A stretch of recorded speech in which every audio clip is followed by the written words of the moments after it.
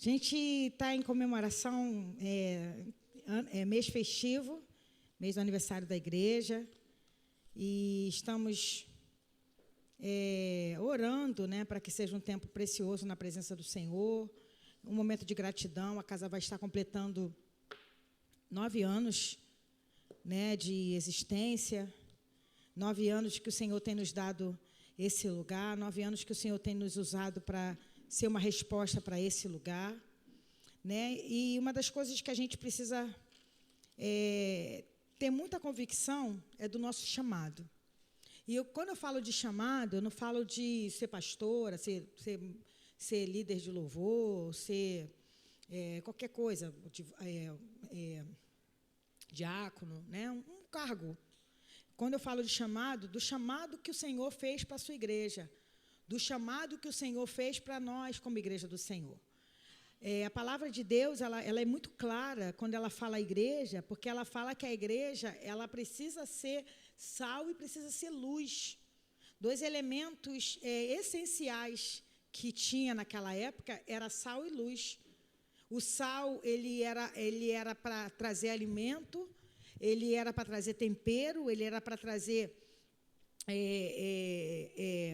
equilíbrio, né? Uma comida, quando a gente faz uma comida, obrigada, querida. Quando a gente faz uma comida que ela está sem tempero, sem sal, por mais que ela esteja temperada, o sal ele dá aquele toque, né?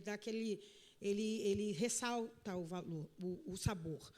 E a luz, como nos dias de hoje, a luz era essencial, porque não se fazia nada sem luz. Não se podia, determinada hora do dia, não se podia se movimentar pelas ruas, não podia, até mesmo dentro de casa, se mexer. Então, a luz, ela era essencial e é até hoje. Então, quando a gente entende que a igreja do Senhor, ela precisa sair do seu lugar de conforto e realmente entender o chamado dela, ela vai responder a esse chamado. Como que eu respondo a esse chamado? Primeiro, entendendo quem eu sou. Quem você é? Quem você é? Se eu perguntar para você quem você é, primeira coisa que você vai falar assim, meu nome é Salete. Mas quem você é, Salete, não é só teu nome. Você é mais do que um nome. Né? Se eu perguntar, Penha, quem você é? Aí a Penha fala assim, eu sou Penha. Mas a Penha não é só Penha. A Penha é uma mãe, a Penha é uma avó, uma pessoa que tem um chamado, uma pessoa que exerce seu ministério dentro da sua família, uma pessoa que tem gostos, que ama, que tem dia que acorda aborrecida, e assim somos nós. Somos pessoas complexas, com muitas dificuldades, pessoas que têm habilidades, mas a gente está tão, o pecado nos destruiu tanto, que a gente tem muito mais dificuldade de enumerar até os defeitos. Se eu perguntar para vocês 5 qualidades que vocês têm, eu tenho certeza que vai ter um pouquinho de dificuldade. Tem gente que vai ficar assim, um pouquinho de dificuldade. 5, pensa aí, 5 qualidades. 5 só. Só 5. Pensaram? Acharam? Quem achou uma? Uma qualidade. Quem achou 2? Pelo menos 2. Ninguém achou 2? Só uma. Agora vamos lá. Pense em 10 defeitos. 10 defeitos. Já viu como a gente consegue enumerar? Aí os defeitos. Quem achou 10? Ih, pastora, eu sou ilimitada de defeitos. Não é assim que a gente fala? Porque a gente tem. O pecado nos estragou realmente. O pecado tirou a gente da nossa forma natural. Mas o Senhor, apesar do pecado, em Cristo Jesus, somos pessoas habilidosas. Somos pessoas que temos muitas qualidades. Talvez você não veja a tua qualidade, mas pergunta para essa pessoa que está do teu lado uma qualidade tua. Pergunta, Helena, para Margarete uma qualidade que ela tenha. Pergunta aí. Fala para ela uma qualidade que você vê nela. Uma qualidade que você vê nela. Não, tu falou... Isso é bullying. Isso é bullying. Fala uma qualidade da Margarete, Helena. Fala uma qualidade dela. Você se acha cuidadosa?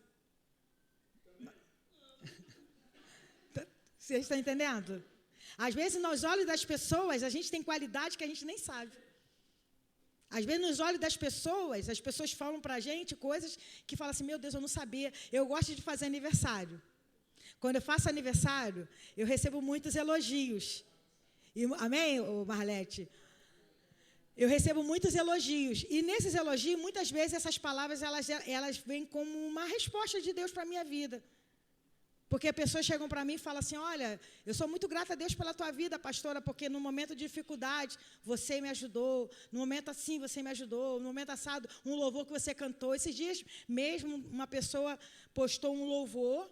Muito tempo que eu cantei essa música na igreja que ela estava, ela falou assim, essa música foi uma resposta de Deus na minha vida naquele momento. Eu nem me lembrava mais da música. Deus tem nos levantado. Deus tem levantado a sua vida para que você seja o quê? Uma resposta. Para que você tenha uma resposta. Não só que você seja uma resposta, mas que você tenha uma resposta. Amém, igreja? 1 Pedro, capítulo 3, do versículo 12 até o 18. Porque os olhos do Senhor estão sobre os justos e os seus ouvidos atentos às suas orações, mas o rosto do Senhor é contra os que fazem o mal. E qual é aquele que vos fará mal, se fordes seguidores do bem? Mas também, se padecerdes por amor da justiça, sois bem-aventurados, e não temais com medo deles, nem vos turbeis. Antes, santificai ao Senhor Deus em vossos corações, e estais sempre preparados para responder com mansidão e temor a qualquer que vos pedir a razão da esperança que há em vós, tendo uma boa consciência, para que naquilo em que falam mal de vós, como de malfeitores, fiquem confundidos os que blasfemam da vossa boa conduta em Cristo. Porque melhor é que padeçais fazendo bem, se é a vontade de Deus assim o quer, do que fazendo o mal. 18, né? Porque também Cristo padeceu uma vez pelos pecados, o justo pelos injustos, mas para levar-nos a Deus, mortificado na verdade na carne, mas vivificado pelo Espírito. A gente vai ficar só nesse texto, a gente não vai nem ler outros textos, que eu quero falar um pouquinho sobre essa palavra. Quando a gente vai para Pedro, Pedro foi um homem experimentado, né? Foi um homem que era um pescador, que era rude, a Bíblia fala que ele era iletrado, impulsivo na forma de falar. Era aquela coisa, Margarete, não tinha filtro, batia aqui, falava aqui, né? Era assim, né? E muitas vezes Deus usou esse ímpeto dele. Tem uma vez que ele foi até elogiado por Jesus, porque fala assim, Pedro, não foste nem carne nem sangue que te revelou isso, porque fala, tu és o Cristo, o Filho do Deus vivo. Ele, pelo ímpeto, mas teve uma outra oportunidade, com esse mesmo ímpeto, ele falou, não, que isso? Aparta-te, Satanás, porque você não fala das coisas de Deus. Pedro era assim, como eu, como você, uma pessoa cheia de oscilações. Somos oscilantes. Hoje a gente acorda bem, mulher então é uma graça, mulher é uma tristeza, porque às vezes num dia a mulher acorda bem, na metade do dia está chateada com alguma coisa, no final do dia quer matar alguém, de noite já melhorou, já está calma de novo. Mulher tem muito isso, cara, dos hormônios, né? E a gente é assim, Então, é assim, é normal, é natural. Pedro não era muito diferente disso. Pedro, ele passou pela moenda de Deus realmente. Porque quando o Senhor Jesus estava com ele, aqueles 3 anos e meio, ele foi chamado para ser um dos líderes. Já com Jesus, ele sempre estava junto, Pedro, Tiago, João, né, que a gente canta no barquinho, sempre estava Pedro, Tiago e João, Pedro, Tiago e João. Quando tinha umas missões mais difíceis, estava Pedro, Tiago e João com Jesus, estava Pedro, Tiago e João. E quando era pior ainda, Pedro estava perto. Deus sempre teve o cuidado de chamar Pedro para perto. Mas numa certa situação, o Senhor falou para Pedro assim, Pedro, Satanás pediu para peneirar você. Satanás pediu permissão, porque é assim que Satanás funciona, tá, gente? Não fiquem com medo que Satanás se levantou. Satanás, até para ele agir, ele pede permissão a Deus. E Deus só permite aquilo que ele quer nos tratar. E Jesus chegou para Pedro e falou, Pedro, Satanás pediu permissão para te peneirar. E eu orei por você. Eu não impedi, não. É tipo assim, eu orei, eu roguei por você. E quando tu te converteres, Ajuda os irmãos, ajuda os irmãos na caminhada. Pedro, talvez, na hora, não entendeu nada. Não entendeu nada. Estava pronto, ele falou, Senhor, estou pronto a morrer por você. Pedro, você vai me negar 3 vezes, Pedro. Antes que o galo cante 2 vezes, você vai me negar 3 vezes. Não, eu estou pronto a morrer por você. E Pedro negou. E Pedro ficou envergonhado, e Pedro fugiu. Quando Jesus ressuscitou, apareceu para Maria, a Bíblia conta que Maria, ele chegou para Maria e falou assim, fala com Pedro e os discípulos. Podia falar, fala com os discípulos, que eu ressuscitei, não, fala com Pedro e com os discípulos. E Pedro, por 2 vezes o Senhor encontrou com ele, o Senhor não trouxe nenhuma palavra de repreensão para Pedro depois que ele negou, ressuscitado, Jesus ressuscitado. Não trouxe nenhuma palavra de correção por ele ter negado, por ele ter falado tantas coisas. E chegou num determinado momento, em João capítulo 21, que eles estavam ali, Pedro voltou a pescar, né? Eu gosto de uma música que a gente ouve muito lá em casa, né? Pedro é uma música que fala de Pedro, vou pescar, porque eu vendi o mestre por tão pouco, vou desistir dessa minha vida de crente, vou desistir do meu chamado, vou pescar. E foi o que Pedro fez, vou pescar, vou voltar para lá, quero mais saber disso não, isso não é para mim não.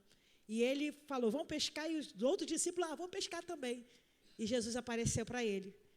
Jesus apareceu lá na areia, e teve aquela multiplicação novamente, porque quando Pedro foi chamado, lá em Lucas capítulo 5, também teve a multiplicação dos peixes. E o Senhor falou para Pedro, Pedro, você não vai ser mais pescador de peixe, Pedro. Você é pescador de homens. E quando foi lá em João 21, o Senhor aparece para Pedro, faz a multiplicação novamente, mostrando, eu não te chamei para você não vai mais pescar peixe. Porque, gente, a vontade de fugir do nosso chamado é muito forte. Porque é uma coisa que eu costumo falar muito, às vezes as pessoas têm uma facilidade muito grande de glamourar, fazer um glamour em cima de muitas coisas. Um empresário chega aqui e fala, não, porque eu era pobrezinho, eu morava em tal lugar, hoje eu sou um grande empresário, eu tenho isso, eu tenho aquilo, mas para ele chegar naquela situação, só quem é um empresário, quem é um artesão, como nós somos uma costureira, sabe o preço que se paga para se chegar em algum lugar, a renúncia que se tem. E o chamado da gente também não é diferente disso. O Senhor chama, fala, eis que tem uma grande obra na tua vida. Aí você imagina logo o quê? Imagina os holofotes, já imagina aquelas coisas. Não paga-se um preço. Você nega muitas coisas. E quando o Senhor chegou para Pedro ali, fez Pedro confessá-lo 3 vezes, falando, Pedro, você me ama, Pedro, você me ama, Pedro, você me ama, apacenta minhas ovelhas.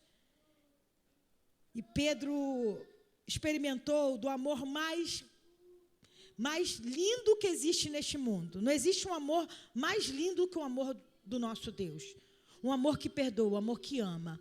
E Pedro se transformou num grande homem, como a gente estudou aqui em Atos capítulo 2, em Atos capítulo 3. Né? Não tenho, né, Elaine? Não tenho prata e não tenho ouro, mas o que eu tenho te dou. Levanta. E foi um homem usado. A Bíblia conta que quando Pedro passava, a sombra de Pedro, é claro que não é a sombra de Pedro, né, gente? Era o poder de Deus através da sombra de Pedro, curava pessoas. De iletrado, de rude, de arrogante, que Pedro era assim, se transformou num homem cheio da presença de Deus. Um homem que realmente foi um líder que começou a igreja do Senhor. Ele e Paulo foram os dois, vamos dizer assim, os 2 homens que Deus mais usou. Pedro para os judeus, Paulo para os gentios, para que a palavra chegasse até nós hoje. Então, foi um homem muito usado. Quando ele chega aqui em 1 Pedro, que a gente leu, o que estava acontecendo nessa época? Já tinha se passado muito tempo. Jesus já tinha sido elevado ao céu, já tinha uns 30 e pouquinhos anos. 32, 33 anos. E estava mais ou menos em 63, 64 depois de Cristo. Estava tendo uma grande perseguição. Nero, que era o imperador daquele lugar, fez uma ruaça, colocou fogo, eram 14 cidades em Roma. Ele colocou fogo em 10 cidades, subiu no mais alto monte, colocou uma roupa bonita, pegou a lira dele e ficava cantando, vendo a cidade pegando fogo. Quando a cidade acalmou, que destruiu 10 das 14 cidades, as 4 cidades que não pegaram foram a cidade dos cristãos. Então, o que aconteceu? Os cristãos foram acusados de colocar fogo em Roma. Conta-se a história que foi uma matança tão grande, a gente já falou sobre isso aqui, foi uma matança tão grande que faltou estacas para que as pessoas fossem crucificadas. Muitos cristãos morreram crucificados. Muitos cristãos foram colocados nas ruas de Roma como postes de luz, pegando fogo para iluminar. Muitos. E foi nessa época que Pedro escreveu, foi nessa época que Pedro também morreu, foi nessa época que Paulo também morreu decapitado, por causa de uma acusação. Agora vamos lá. A gente às vezes fica muito aborrecido quando levanta falso testemunho contra nós, sim ou não? Ninguém gosta que fale mal da gente, principalmente daquilo que a gente não tem motivo. Se alguém falar que você fez uma coisa que você realmente tenha feito, você fala assim, realmente eu fiz, mas você ainda fica aborrecido. Mas quando alguém fala daquilo que você não fez, você fica com ódio mortal. Não é assim que acontece? O que Pedro estava trazendo para aquela igreja? Eu preciso trazer algo para a vida de vocês. E essa palavra eu quero trazer para nós hoje. Nós somos uma resposta para a nossa geração. E que geração é essa, pastora? A geração dos nossos filhos, a geração dos nossos sobrinhos, a geração da nossa casa, a geração do tempo em que eu vivo. Quanto tempo que você tem de vida ainda? Você sabe quanto tempo você vai viver? E uma coisa que eu vi essa semana que eu achei interessante, que herança é aquilo que você deixa para os outros. Herança é o que você deixa para os outros. Legado é o que você deixa nos outros. Deus tem nos chamado para deixar um legado. É a marca que você deixa na vida de alguém. Através do quê, pastora? Através de uma vida de obediência ao Senhor. Através de uma vida de submissão ao Senhor. Através de uma vida que abre mão até mesmo dos teus questionamentos para viver o propósito de Deus. E nunca, uma coisa que eu até escrevi aqui na folha anterior, que eu achei interessante, cadê? Até perdi, só porque eu quero. Não. Perdi. Uma das coisas que Deus chamou a gente para viver para outra pessoa. Não foi isso que eu escrevi dessa maneira, mas Deus me chamou para viver para outro. Porque quando eu vivo para outro, para fazer o outro feliz em Cristo Jesus, gente, estou falando de marido, de filho, estou falando em todo. Eu me satisfaço nisso. Hoje o mundo, a Bíblia fala que nos últimos tempos o homem seria o egoísta. Por que é o egoísta? É a pessoa que vive para o seu próprio umbigo, movimento para ele mesmo, tudo para ele. Quando você faz alguma coisa para alguém, não te faz bem? Quando alguém chega para você e fala assim, a gente conseguiu disponibilizar uma cesta básica para uma família. Aí a pessoa trouxe uma resposta dessa família e falou assim, olha, ela agradeceu muito, porque foi muito bem-vinda a cesta que vocês mandaram. Não enche o nosso coração de alegria? Quando a gente faz alguma coisa por alguém, Deus chamou a gente para fazer alguma coisa por alguém. Deus não chamou você para viver o teu bel prazer. Deus chamou você para servir alguém ou algumas outras mais pessoas. Quando a gente entende isso, a gente para de focar nos nossos problemas e foca no chamado que Deus tem para nós. Vamos no versículo 12? Olha o que Pedro fala. Pensa na situação que estava acontecendo. Os cristãos sendo acusados de terem colocado fogo, uma grande perseguição ia se levantar, uma grande situação ia acontecer. Aí Pedro chega e fala, porque os olhos do Senhor estão sobre os justos e os seus ouvidos atentos às suas orações, mas o rosto do Senhor é contra o que fazem o mal. Então, já é uma resposta para a gente. Os olhos do Senhor vê todas as coisas. Os olhos do Senhor vê todas as coisas, veem todas as coisas. Vê. Não fica nada encoberto aos olhos de Deus. Não tem isso lá em Hebreus, que fala que todas as coisas estão patentes aos seus olhos? Não tem nada encoberto. Mas, pastora, falaram mal, mas falaram isso, falaram aquilo. Os olhos deles estão sobre o justo, querido. Você foi justa, você foi justo, você agiu com justiça. Ele viu. E o Deus que vê, recompensa. Às vezes em secreto, como a palavra de Deus fala, mas ele recompensa. Eu estava até falando com o Dudu hoje, estava falando assim, a gente precisa fazer tudo como para o Senhor. Porque se a gente fizer as coisas para os outros, para as outras pessoas, tem hora que a gente se decepciona, não é assim? Pô, fiz tanto para fulano, fulano nem reconhece. Fiz tanto para o ciclano. A gente faz como para o Senhor, servindo. Mas como para o Senhor. Servindo.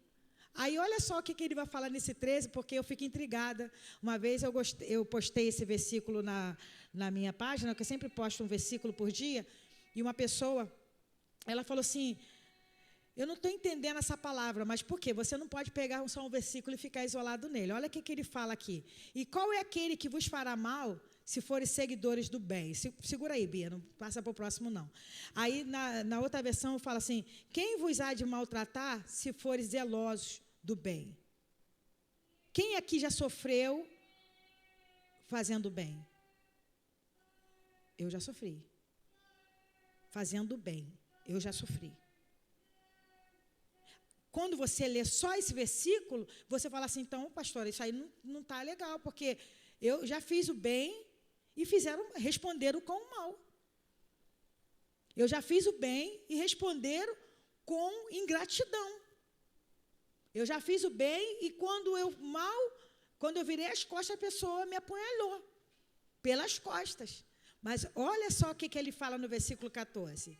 Mas também, porque a questão, gente, quem vai maltratar vocês se vocês forem seguidores do bem? Aquele que é sensato vai ser grato a você, porque tem gente grata nesse mundo, tá? Tem gente grata nesse mundo. Tem gente que reconhece, mas ainda que, versículo 14, mas também se padecerdes por amor da justiça, sois bem-aventurado, e não temais com medo deles, nem vos turbeis. Se você fez o bem, em obediência à voz do Senhor, se você fez o bem, obediência ao chamado do Senhor, se você cumpriu o teu propósito, e as pessoas não reconheceram, o Deus que vê todas as coisas, como a gente leu no versículo 12, Ele recompensa, não fica preocupado. No momento certo, a honra vem. A gente gosta de falar, né? O pessoal gosta de falar de honra, mas o que é a honra de Deus? A honra de Deus é quando você realmente entende que aquilo ali vai fazer você crescer, que aquilo ali vai fazer você tirar o foco da onde, às vezes, você está focando, do que eu estou focando, porque às vezes a gente está focando no homem. E a gente não tem que focar no homem, a gente tem que focar no Senhor. E o Deus que vem em secreto te recompensará.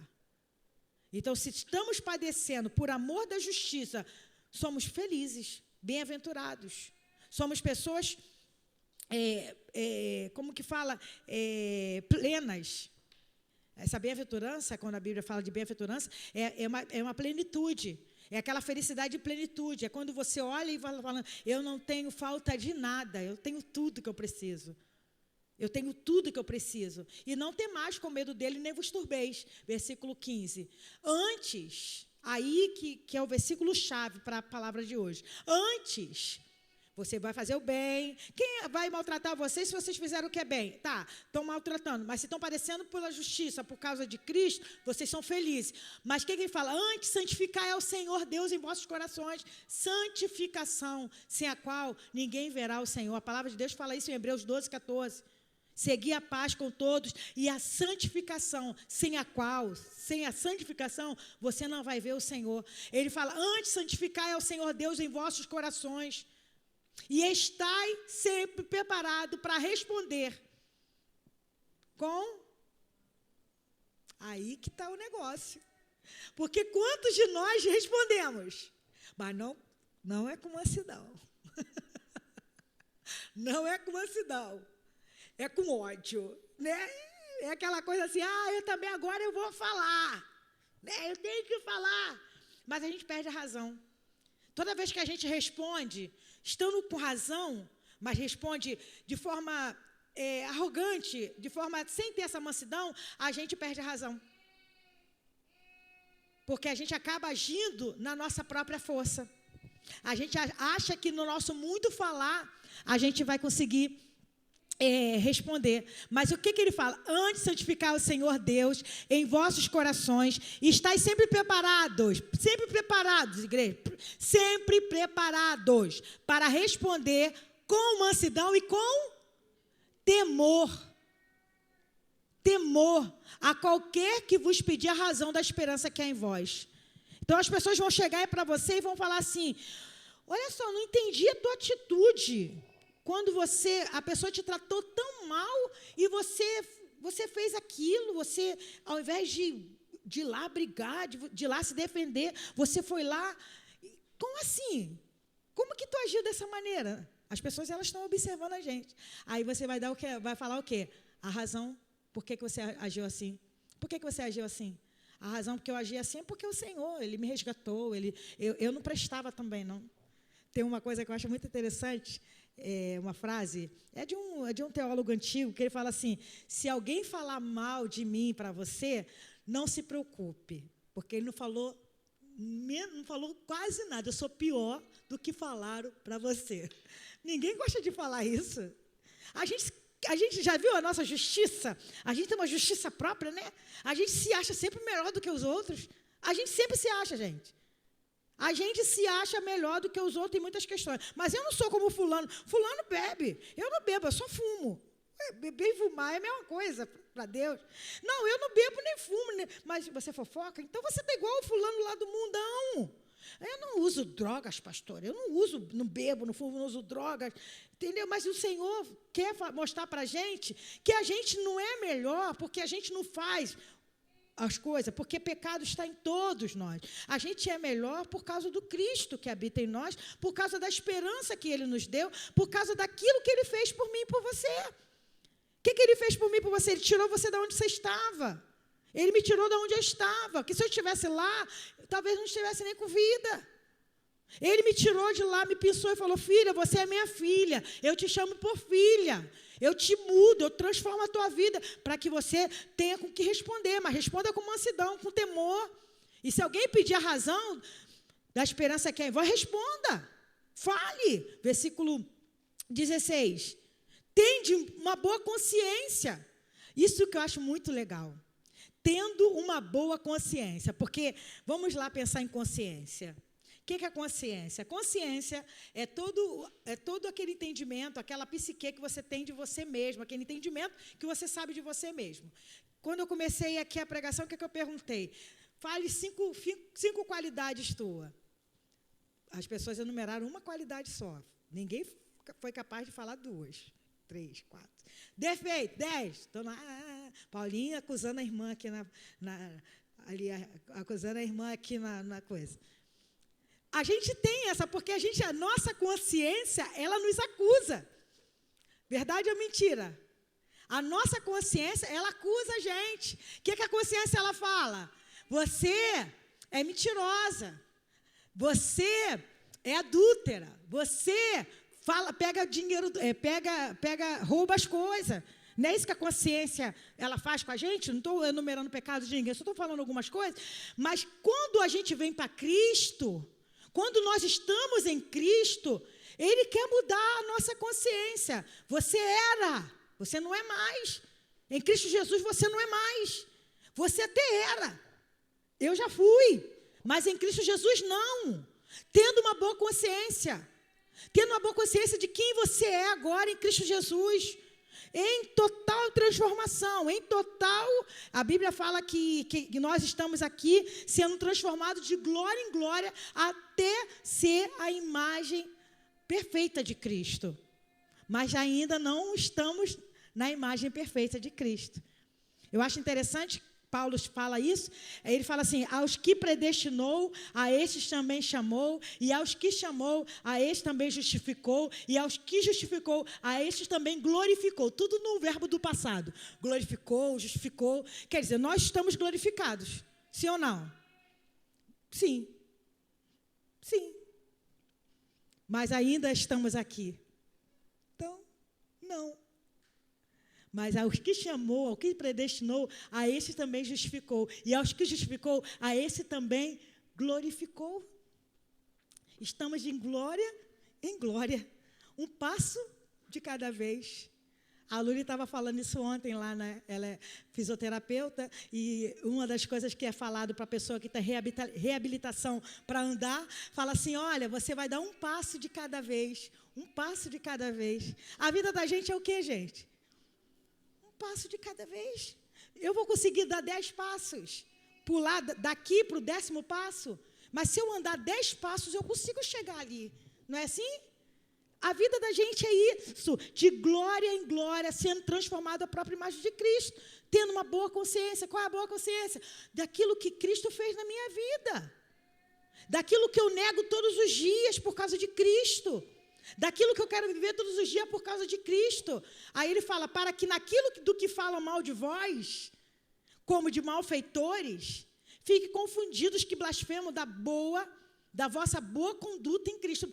Qual era a situação lá? Vamos voltar para ali. Eles estavam sendo acusados de colocar fogo em Roma. Eles estavam sendo acusados de, naquele fogo ali, muitas pessoas morreram. Estavam sendo acusados de destruir patrimônios. Estavam sendo acusados de matar pessoas. Mas a boa consciência deles era o quê? Eu não fiz isso. Eu tenho consciência daquilo que eu fiz. Você precisa ter consciência daquilo que você fez e daquilo que você também não fez.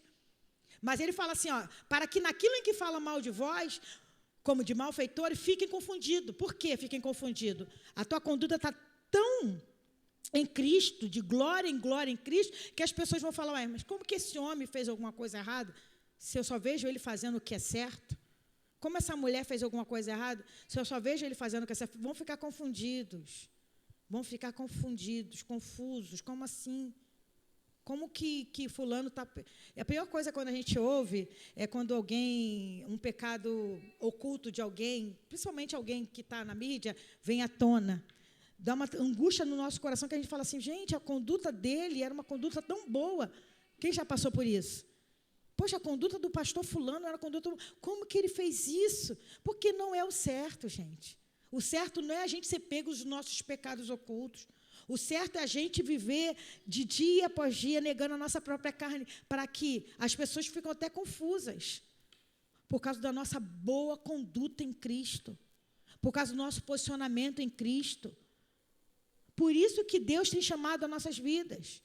Porque hoje o crente, ele é mal visto na sociedade. Hoje o crente é tido como caloteiro. Te desafio a ir lá nas Casas Bahia, apresentar o teu contra-cheque falando que você é pastor. Eles vão rir da sua cara, como riram, como eu já soube que riram de pessoas, porque falam que é caloteiro, fala que crente é caloteiro, é 7-1. Gente, e é impressionante, eu trabalhei muito tempo numa firma, e tinha gente que chegava lá e queria comprar o biscoito fiado, e falava assim, não, pode confirmar, eu sou uma serva do Senhor, um servo do Senhor. Era caloteiro. Tinha um cheque de R$1.000 lá, de 300 anos atrás, de uma pastora. E que falou, não, eu sou uma serva do Senhor. Gente, quem tem uma boa conduta em Cristo Jesus, não se esconde atrás dos rótulos. Sou uma cristã, sou isso. Fala, eu dou a minha palavra, eu vou cumprir minha palavra. E cumpre. Por causa da nossa boa conduta em Cristo. E cumpre essa palavra. Não porque você é o grandão ou a grandona, mas por causa de Cristo. Por causa daquilo que Ele fez por mim e por você. Amém? Continua aí, Bia, para a gente já ir partindo para o final. Porque melhor é que padeçais fazendo bem, se a vontade de Deus assim o quer, do que fazendo mal. É melhor. A consciência não vai acusar. Pior coisa é quando alguém fala mal. Eu me lembro, eu já sofri muitas coisinhas de fofoca, mas teve umas vezes que as pessoas falaram coisas que elas tinham razão no que falaram. Meu coração doía por causa da maldade das pessoas, porque as pessoas são muito maliciosas quando vão falar mal de alguém, porque quando você fala mal de alguém, quando eu falo mal de alguém, de alguma maneira eu me sinto melhor do que aquela pessoa. Isso é natural. Por isso que as pessoas gostam de falar mal das outras. Porque eu não sou igual a ela. Nisso aí eu não tenho pecado. Né? Isso aí eu não erro. E afago um pouquinho, né, o coração. Mas a gente botar na peneira, ninguém presta. Nem eu, nem você, nem ninguém aqui presta. Né? Mas melhor é padecer fazendo bem, se é a vontade de Deus assim, do que fazendo mal. E o último versículo diz, porque também Cristo padeceu uma vez pelos pecados. O justo, Cristo. O justo, por quem? Quem são os justos? Fala, eu sou uma injusta. Nós somos esses injustos. Para levar-nos a Deus, mortificado na verdade na carne, mas vivificado pelo Espírito. E essa é a gratidão que o Senhor tem colocado, que nós temos que ter diante dele. Essa é a gratidão que eu preciso ter diante do Senhor. O justo, pelos injustos, para levar-nos a Deus, mortificado na verdade na carne, mas vivificado pelo Espírito. E eu numerei algumas pessoas aqui que foram resposta de Deus na época deles. Abel foi uma resposta de Deus. Qual a resposta que Abel deu lá, Abel e Caim? Qual foi a resposta que Abel deu? Abel não fez. Qual foi a obra que Abel fez? Abel ofereceu um sacrifício agradável ao Senhor. Até então, ninguém tinha oferecido um sacrifício igual de Abel. E qual foi o preço que Abel teve? Foi morto pelo seu próprio irmão. E até hoje a gente fala de Abel. Até hoje a gente fala de Caim. Noé, a Bíblia fala que ele era íntegro e reto no meio de uma geração corrupta e pervertida. A ponto da Bíblia falar que o meu espírito não contenderá mais com o homem. A Bíblia fala isso lá em Gênesis capítulo 6. Mas foi achado Noé íntegro. E ele ali pregava para pessoas que a gente lê na Bíblia. Muitas dessas pessoas que a gente lê, Matusalém, viviam naquela época. Tudo pessoas cristãs. Ele falava de arrependimento, ninguém ouvia ele. De uma multidão, 8 pessoas se salvaram. 8. Outra coisa que eu preciso falar para vocês, não pense que nós somos maioria. Não pense. Servos do Senhor mesmo, servos do Senhor, que não buscam própria glória, que querem viver o reino de Deus, não pense que é maioria não é maioria. 8. Neemias foi uma resposta de Deus para a construção do muro. Esdras para a construção do templo. Foi uma resposta que Deus deu ali para aquela geração. Davi foi chamado pelo Senhor quando ninguém nem via Davi, maior rei da história. Através da descendência veio Cristo. Só que esses homens, gente, todos eles morreram. Quem está vivo hoje? Vocês estão vivos? Tem gente viva aqui? Então, quem Deus vai usar? Os vivos que estão aqui, que estão espalhados pela face da terra, não é verdade? Deus vai usar você. Talvez como Abel, geralmente as histórias não se repetem muito, não. Já viu? Não vi na Bíblia outro Abel, não vi na Bíblia outro Neemias, não vi na Bíblia outro Davi, porque nós somos únicos, não é verdade? Nós somos únicos, digital, a íris dos olhos, cada um tem um chamado, quietinhos, outros mais expansivos, outros mais...